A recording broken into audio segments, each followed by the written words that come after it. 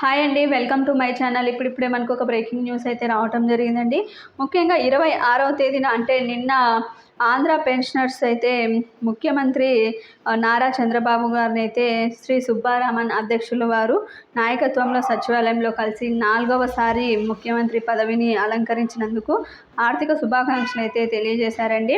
ఇక ఈ సందర్భంగా పార్టీ అధ్యక్షుడు సుబ్బరామన్ గత ప్రభుత్వ హయాంలో పెన్షన్లు ఎన్నో ఇబ్బందులకు గురయ్యారని, ఇక ఒక్కో పెన్షనర్కు లక్షలాది రూపాయలు బకాయిలు అయితే చెల్లించకుండా, మెడికల్ బిల్లులు సంవత్సరం తరబడి చెల్లించకుండా గత ముఖ్యమంత్రి అయితే ఎన్నో ఇబ్బందులకు గురి చేయడం జరిగిందని తెలిపారు. ఎందరో పెన్షనర్స్ తమకి రావాల్సినటువంటి బకాయిలు కళ్ళ చూడకుండానే కాలగర్భంలో కలిసిపోతున్నారని తెలిపారు.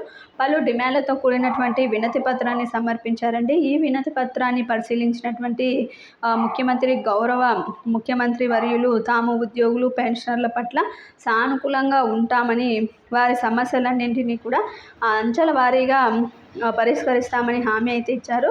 3.5 దశాబ్దాలు రాష్ట్ర అభివృద్ధి కోసం శ్రమించినటువంటి విశ్రాంత ఉద్యోగుల సంక్షేమం కోసం త్వరలో పెన్షన్ల సంక్షేమ కార్పొరేషన్ ఏర్పాటు దిశగా చట్టబద్ధమైన చర్యలు తీసుకుంటామని హామీ అయితే ఇచ్చారండి.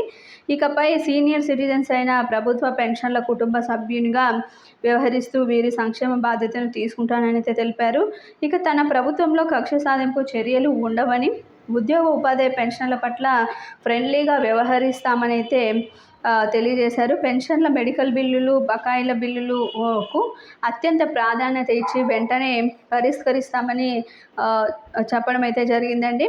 ఇక మెడికల్ బిల్లులు సీలింగ్ టు 2 లక్షల నుంచి 5 లక్షల వరకు పెంచాలని, మెడిసిన్స్ సగం ధరలకి అన్ని మండల ప్రభుత్వ ఆసుపత్రుల్లో ప్రత్యేక కౌంటర్ల ద్వారా అందించాలని కోరారు. ఇక తక్షణమే క్వాంటమ్ ఆఫ్ పెన్షన్ పూర్వ ప్రాబ్లమ్స్ అన్నీ కూడా స్లాబ్స్ ప్రకారం ఇవ్వాలని, అదేవిధంగా ప్రతి 6 నెలలకి ఒకసారి పెన్షన్ల సమస్యలు పరిష్కారం కోసం రాష్ట్ర ప్రభుత్వ ప్రధాన కార్యదర్శి చైర్మన్గా పెన్షనర్ సంఘాలతో ఒక కమిటీని ఏర్పాటు చేసి సమస్యలు పరిష్కారం చేయాలని ముఖ్యమంత్రిని అయితే కోరారండి. తక్షణమే పెన్షన్లకు రావాల్సినటువంటి బకాయిలు వాయిదాలుగా చెల్లించాలని, వాయిదాల షెడ్యూల్ని కూడా ప్రకటించాలని కోరారు.